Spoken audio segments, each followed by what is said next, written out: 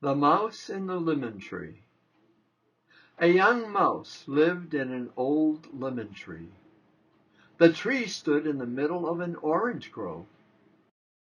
The mouse had plenty of lemons to eat, and he had a very sour disposition. The mouse ate lemons, wild grain, and seeds, but he worried about the hawks. He knew that they liked to catch mice and to eat them. The mice that lived in the orange grove had sweet, sunny dispositions. They played on the orange tree branches. They danced even in the middle of rainstorms. They hardly noticed when a hawk snatched one of them away for its dinner. The orange grove mice thought the lemon tree mouse was strange. They wondered why he lived all alone in the lemon tree. Was it because he had been born there? When they went past his lemon tree, they didn't go near the trunk. But Shara did. She wanted to ask the mouse to come for dinner, but his sour look always sent her back to her sweet-smelling grove. The lemon tree mouse had thought about living in the orange grove, but there were shrieks and noises from the grove in the night.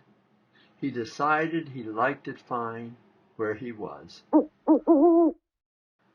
Sometimes a high-flying hawk swooped through the upper branches, but the mouse, with his sour disposition, had been worrying about that possibility.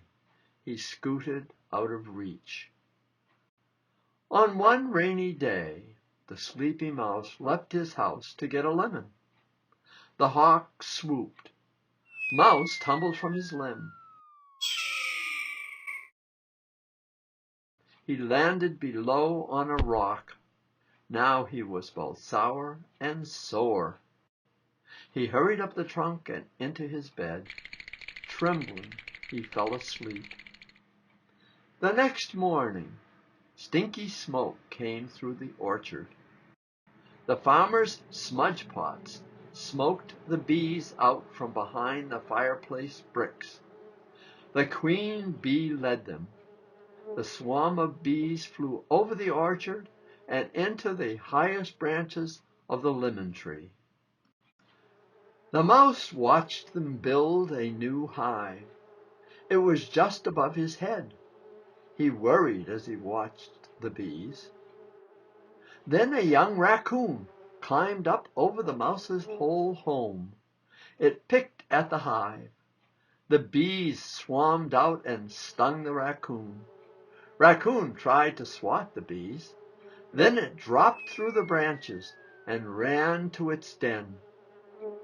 The young raccoon returned again and again. Each time, the stinging bees sent it on its way. The mouse watched these battles with sour amazement. A week later, the raccoon tried again. It clawed the side of the hive. A swarm of bees flew out. This time the youngster scurried up into the thin top branches. The treetop bent over. The raccoon and hive swung around and around. The bees followed as best they could. The hive banged against the trunk.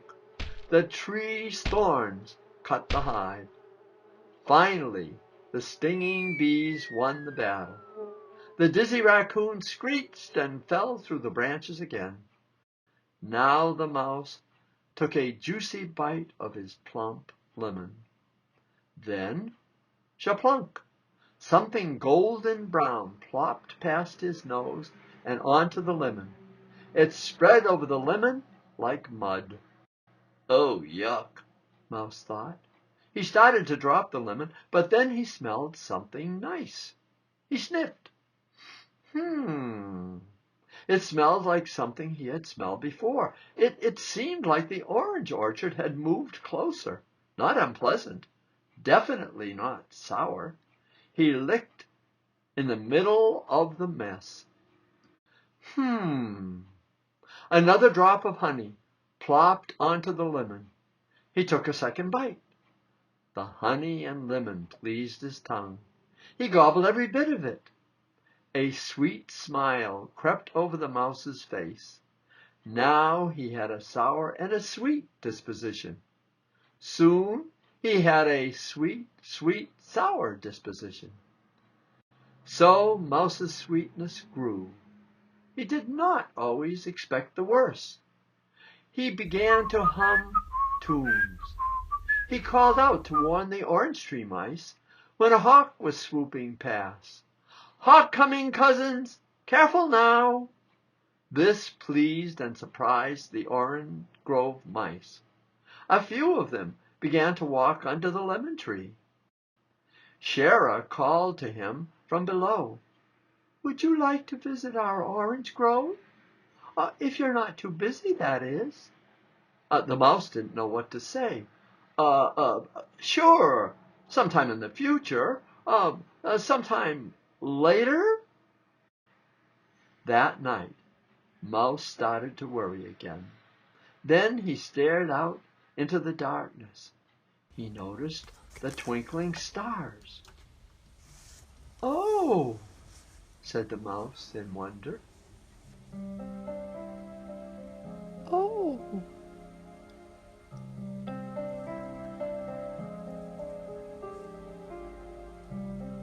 All the stars were winking at him. But he lost his fears, and very soon he climbed up fearless to his treetop and found a twinkling lemon moon. "Oh, lemon moon, do you love mouses, or kids, or grown-ups who call us mice? They set their traps and live in houses, and sometimes do not treat us nice. Moonbeams are free for all things living. You see, I just reflect the sun. My beams bring dreams to loving creatures, and I can see that you are one. I can see that you are one." "Oh, thank you, Lemon Moon. Thank you for believing in me." "You're welcome, little mousie. Now run back down to your bed and I'll keep watch over you through the night." "Good night, Lemon Moon." "Good night, little mousie." As he fell asleep, the mouse wondered why he had never noticed these twinkling friends before.